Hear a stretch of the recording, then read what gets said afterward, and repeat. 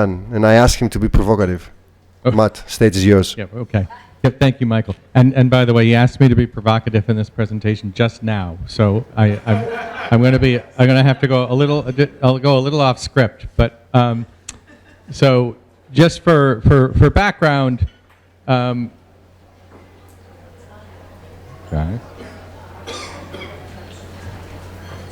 Michael, is it forward here? That's it. Jeremy did something to it. Jeremy broke it. Jeremy broke it. Okay. Put it in his pocket. It's never going to be the same again. All right. Oh. Yeah, no longer works. Okay. Yeah, it was off. Oh, Jeremy turned it off. Good. That was really good, Jeremy. Saving battery life. That's good. Very sustainable. Thank you. All right. Well, thank you, Global Sustain, for inviting me for my third year. And just to give you some background on Trillium, just a quick snapshot. Trillium's mission, when it was founded in 1982 by Joan Bavaria, was to meet the financial needs of our clients while leveraging their capital for positive social and environmental impact in alignment with their values. So she initially ended up with, if you were to look at the firm's business in its first 5-6 years, it was almost entirely religious money, and it was actually almost all money from Catholic nuns. So just to sort of think back to the early investors who were focused on the impacts their money was having, and so certainly an interesting background in history. We are actually now, as of 9/30, just over $3 billion in assets under management, and as it says, headquartered in Boston with offices in San Francisco and Portland, Oregon. Completely employee-owned. We have a 4-person dedicated shareholder advocacy team that is focused entirely on trying to improve the environmental social governance profile of the companies we're invested in, also working on policy issues. And so we'll get a lot deeper into that in terms of why that's important, and that is our reason why we have impact within the public market investment portfolio. And I also point out that for those in the audience, B Corp, how many people are familiar with B Corp? So we've been a B Corp since 2008. We were one of the first financial services firms to become a B Corp, and we are 7 years now in the top 10% of all B Corps, which they call best for the world overall. So certainly very proud that we've gotten that distinction for 7 years in a row. Just in terms of the approach we take, when we look at the ESG integration and trying to have positive impact through our investment process, we look at it as of having multiple different ways of having impact. And the first is, of course, we're looking at making sure we're not investing in companies that are having negative impact. So we are indeed excluding companies that have a particularly a profile that is in the lower end on environmental social governance. We're excluding industries that have particularly negative impact on the environment or on society. And then we are trying to build in positive environmental social governance characteristics. So we're looking for those companies that score better within every industry sector. We then are taking, our advocacy team is working with the analysts to identify areas where we think there could be improvement. And this is where our dialogue is occurring with companies. And we're going to go through that process a little bit more in depth. And we also are very big on public policy. So we are showing up at around the globe with governments to talk about policies that are better for providing an environment of sustainable, promoting sustainability.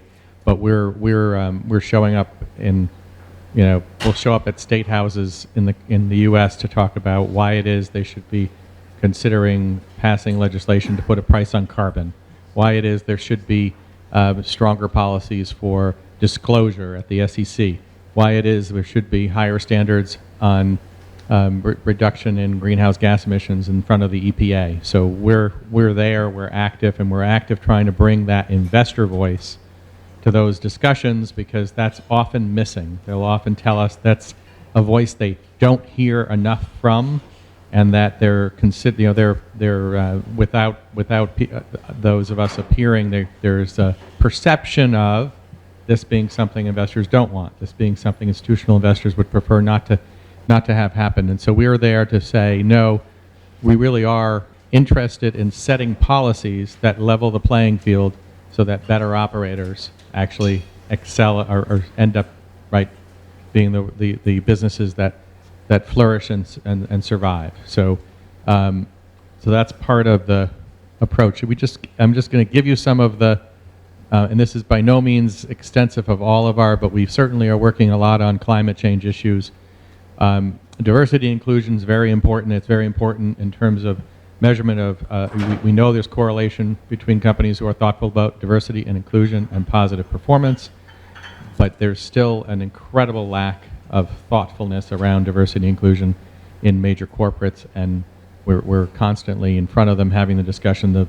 The answer, I mean, the first response we get most often, I want you to know, is, we know that it's a problem, that we have only elderly white men on our board, but we're not really sure what to do about it, right? And you have to sit there and explain, well, you actually need to consider candidates who aren't elderly white men.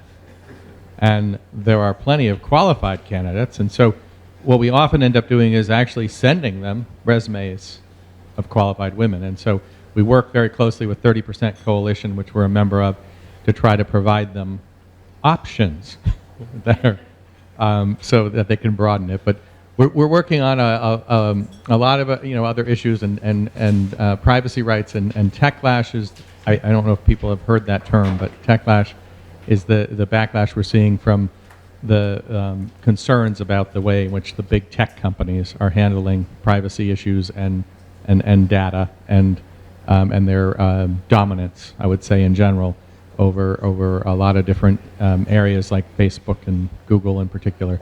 Responsible supply chains. I don't want to go through all this, but these are some of the issue areas we're working on.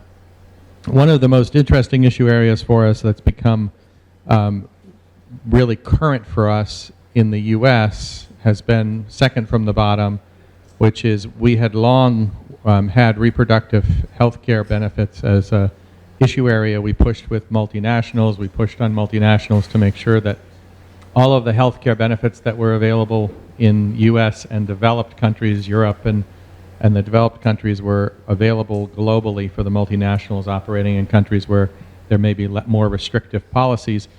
And we are now focused on making sure we're protecting access to reproductive health care benefits in the United States, which is under assault. And for those who don't know, it's been it's kind of a frightening time, I'll just say, to live in the United States.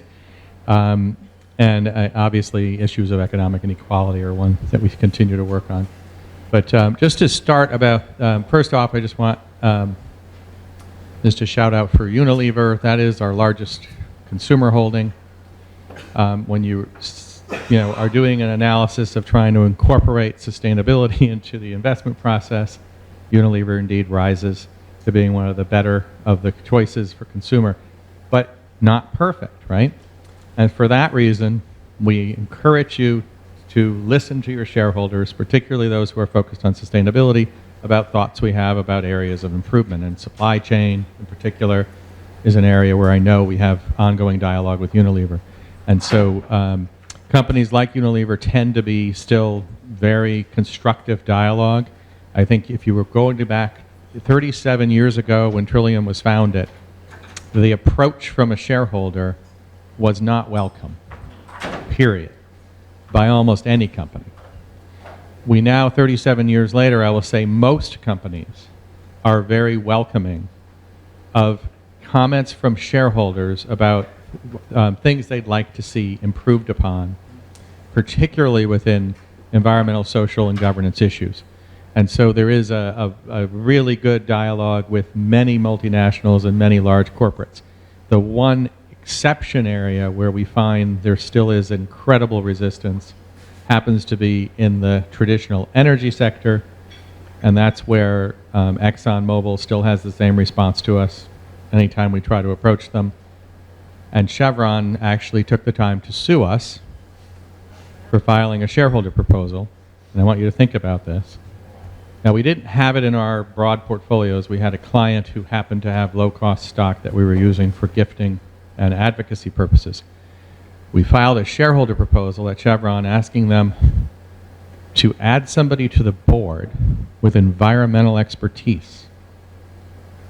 And they ended up coming up with a case that they filed against us and the state of New York and the state of Pennsylvania, challenging that we were attempting to, and I find this amazing, but because we were also asking that they address the Ecuadorian indigenous tribe who they've displaced because of the Texaco oil spill years ago, that we were attempting to extort money, and they ended up getting a judge appointed by George W. Bush to say, yeah, that's what they're doing. They're trying to extort money from you, and therefore this case will go forward. And we were served subpoenas and all of our records for 10 years on anything in our files that mentioned Chevron had to be turned over. And they did that to a number of investors and the Rainforest Action Network, nonprofit. And it turned out, I ended up getting finally a conversation with somebody in the legal office there, and they said, well, we had a discussion about how we would discourage people from doing shareholder proposals, and this was what we came up with. So I will tell you, the state of New York, Trillium, and the state of Pennsylvania refiled the same proposal the next year, just to make sure they knew that that didn't work. But it was, don't sue people who are your investors. It's not a good solution for how to handle it. But. You said Exxon has the same. Yeah, Exxon. Exxon has the same response every year. Yeah, I mean Exxon. Yeah. When we go, I'll give you the we are not currently engaging ExxonMobil. We had after they acquired Mobil, we had a 13-year proposal that we filed, and I just think about this. Exxon acquired Mobil Oil and decided to take away the protections they had based on sexual orientation and gender identity from their non-discrimination policy and take away domestic partner benefits. Okay, that was Exxon in acquiring Mobil. There was a distinct machismo thing going on with that CEO, went on to serve as Secretary of State.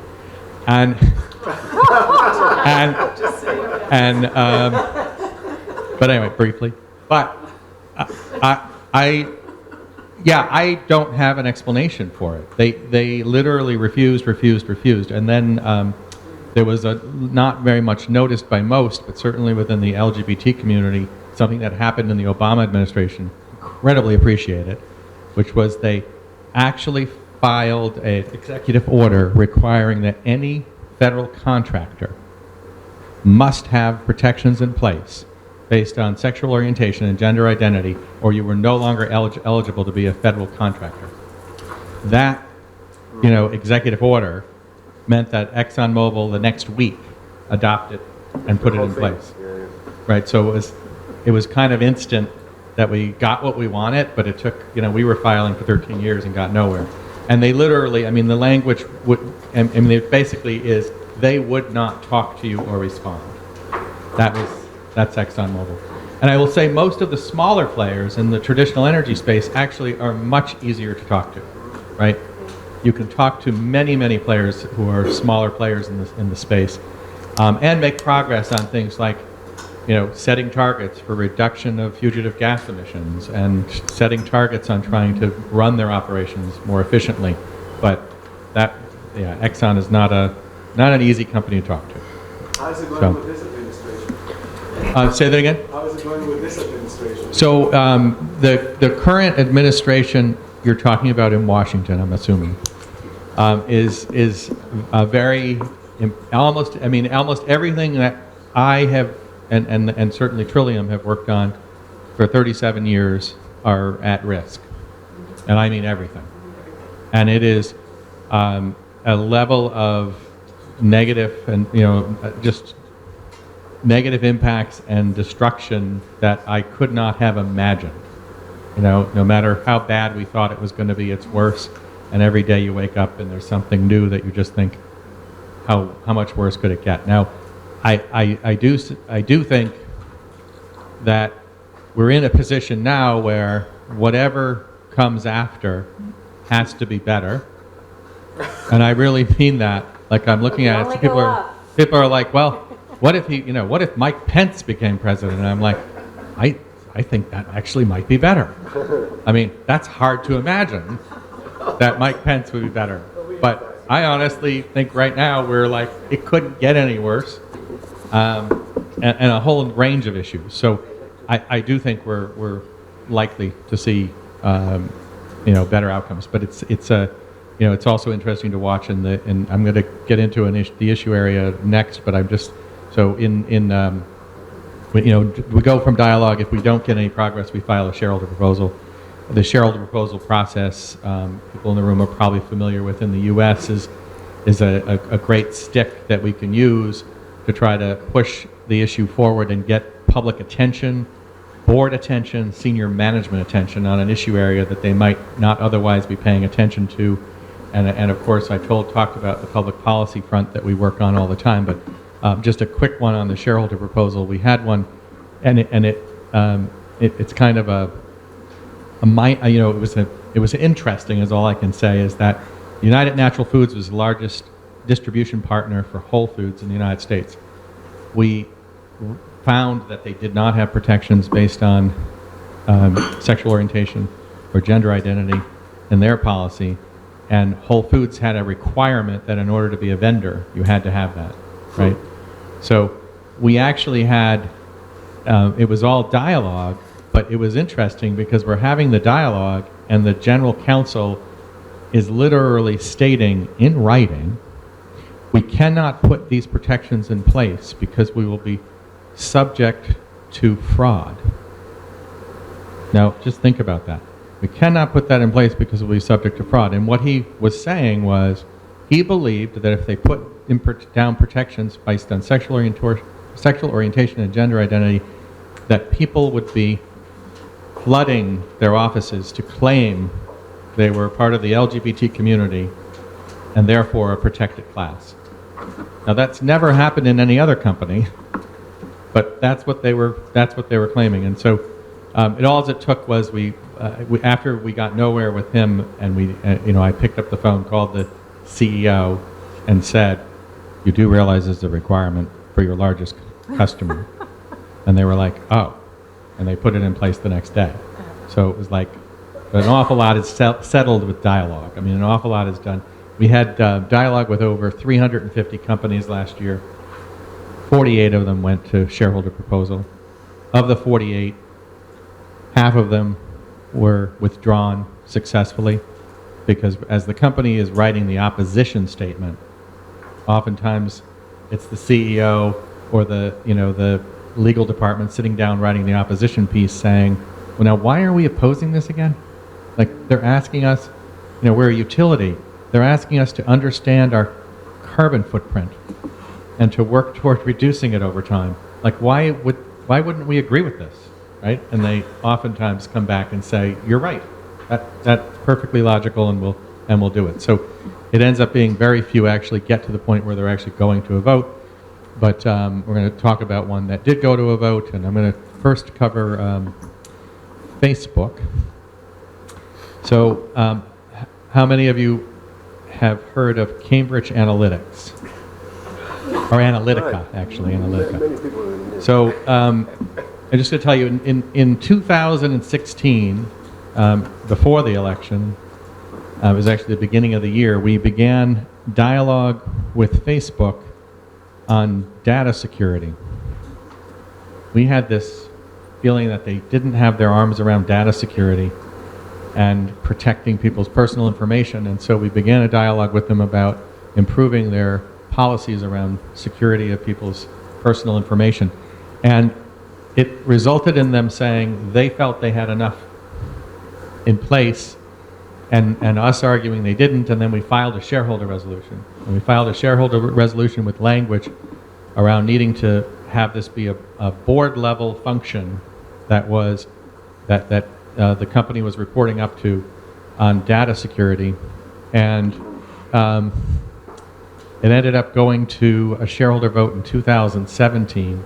Now, what's interesting in hindsight now is we now know that as the company's general counsel and CEO sat to write the opposition to our shareholder proposal, they already knew about the Cambridge Analytica breach. Right. Right? So they wrote a letter in opposition saying, we have adequately addressed this in our systems, knowing about the Cambridge Analytica breach.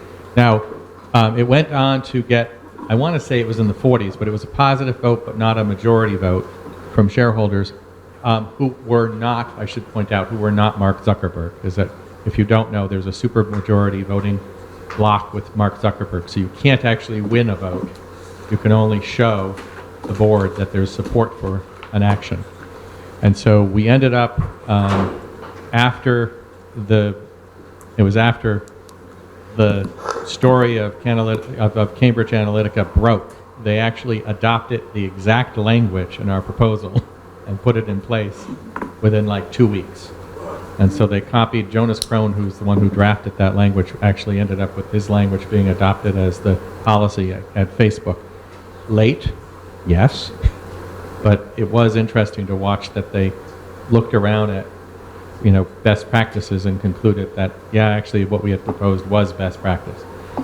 We immediately responded after that news of the Cambridge Analytica with and beginning to engage them on separation of chair and CEO. You have Mark Zuckerberg reporting to himself. That's bad governance. We shouldn't have the same person who's CEO being chair of the board. That's obvious. And so we went with a dialogue with them, and we were told no, that he's not ever going to give that up. So we filed a shareholder proposal asking for shareholders to vote. Interesting results in 2018, and that is 67% of the non-Zuckerberg shares voted in favor of separation of chair and CEO. So clear message sent to the board. Your outside shareholders think this should be separated and actually think this is an incredibly serious issue. So just, another example of sort of trying to make sure your voices are heard. Just another issue area, and it's one that kind of crosses from both shareholder advocacy and public policy. And for those of you who are not from the United States, the highest percentage of incarcerated people in the world live in the United States. The problem stems from something that happened starting about 30 years ago, which is we started to privatize prisons. You want to think about the purpose when somebody is imprisoned is rehabilitation, particularly if they're not serving a life sentence, but it is not the purpose of a private prison, because that is definitely not good for profits. And so we have seen a steady increase in percentage of population imprisoned in the United States and a steady increase in the growth of private prisons. Looking at this issue from a social impact issue, we started working on with a bunch of NGOs on what's the solution, and it was basically, well, let's try to look at the cash and the source of cash. So certainly calling for divestment from private prisons was something we've done, and we've been obviously not investing in private prisons ever, but we've been encouraging for municipal, state pension plans and for bigger pools of capital to divest from private prisons. The two big public companies which have the largest share of this business is Geo Group and Core Civic, both publicly traded. But the real success came when we organized around trying to ask all of the banks to stop providing them lines of credit. And so over the last year, we have been in dialogue with many investor groups, including municipal state pension plans and the unions, asking for the big banks, JP Morgan, Wells Fargo, Bank of America were the three biggest funders, to stop funding private prisons. And they have basically 100% of those who had lines of credit with Geo Group have pulled them. And as of yesterday, the total is 87.4% of the sources of lines of credit to private prisons in the United States have been canceled. Right? So You are now seeing stories about potential bankruptcies. You are also seeing stories of cash crunch and what this really has done, and which is part of the flip side of we want to see those who are operating with great sustainability principles to see a lower cost of capital. Flip side is I want the cost of capital to go through the roof for those who have a bad social or environmental impact. And I want to see the coal companies have to file for bankruptcy because it's the only way they can go. And I want to see every one of those private prisons out of business.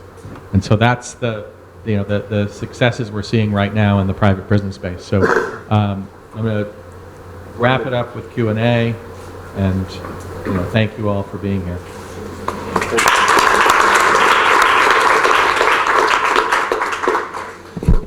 So there's one question from the system. Is the US business community steadfast in whatever sustainability principles they have adopted, irrespective of the federal policies, or some have second thoughts? Are they Steadfast. Are they? Say that again. Are U.S. business steadfast in sustainability principles? No.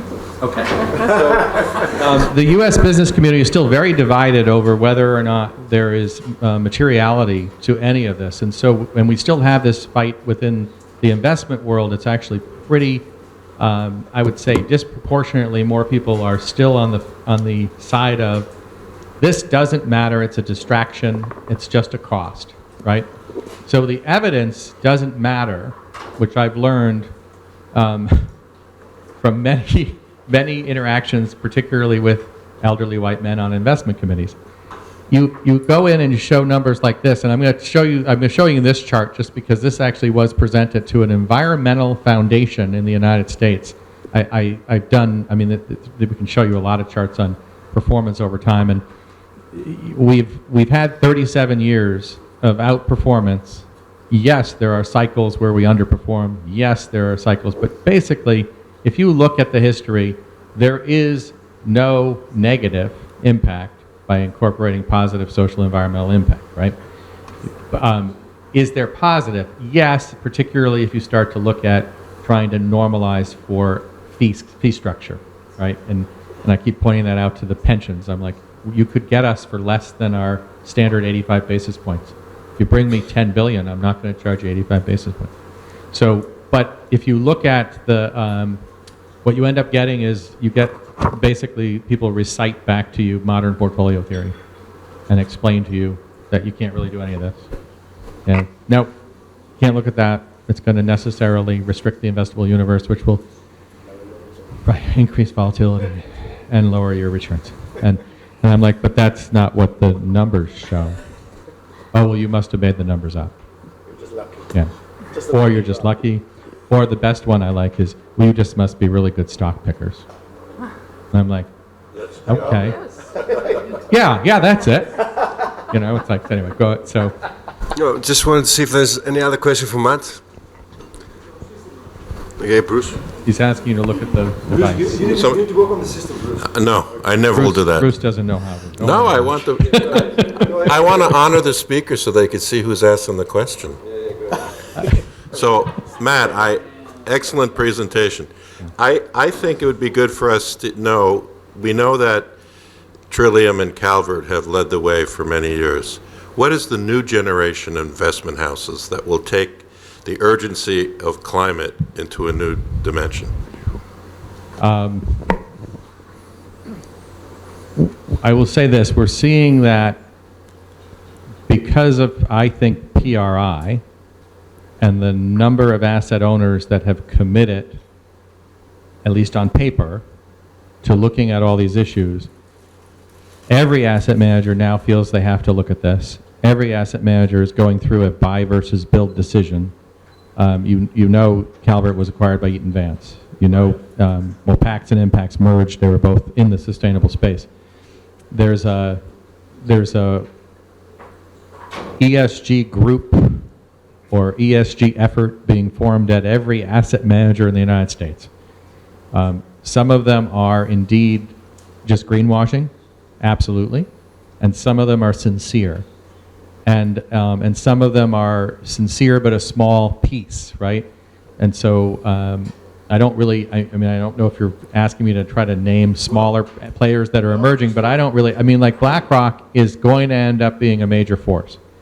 And we have to continue to put pressure on them to be sincere and move forward. There is a core group there that are sincere and we're really trying to move things forward. We ended up in incredible interaction with them through a proxy voting process. We put forward we submitted a shareholder proposal to BlackRock asking for them to change their proxy voting policy to support diversity issues. At the same time, our friends at Walden filed one on climate. And it was to highlight the hypocrisy of all the public statements they were making, but they were voting against basically every policy, I mean every shareholder proposal, and they were voting with management on everything. They changed policy, and the first vote that happened right after that, which you may remember was a vote at ExxonMobil, in which BlackRock cast their vote against management. It also publicly announced they were going to do that, which then made it safe for State Street and Vanguard. And so the vote went 64%, I think, against management. And so basically saying they need to consider climate risk. I mean, it was not that big a risk. I mean, think about it. That was the ask. You need to think about climate risk. You should be thinking in your business plan about how climate change is going to affect your business. And the management was, no, we shouldn't. You know, nobody should make us do anything, especially our shareholders. The owners shouldn't have any say at all. But anyway, they haven't done anything yet. So, but the shareholder vote, I will say, was an indication that BlackRock is moving in the right direction. So. Thank you, Matt.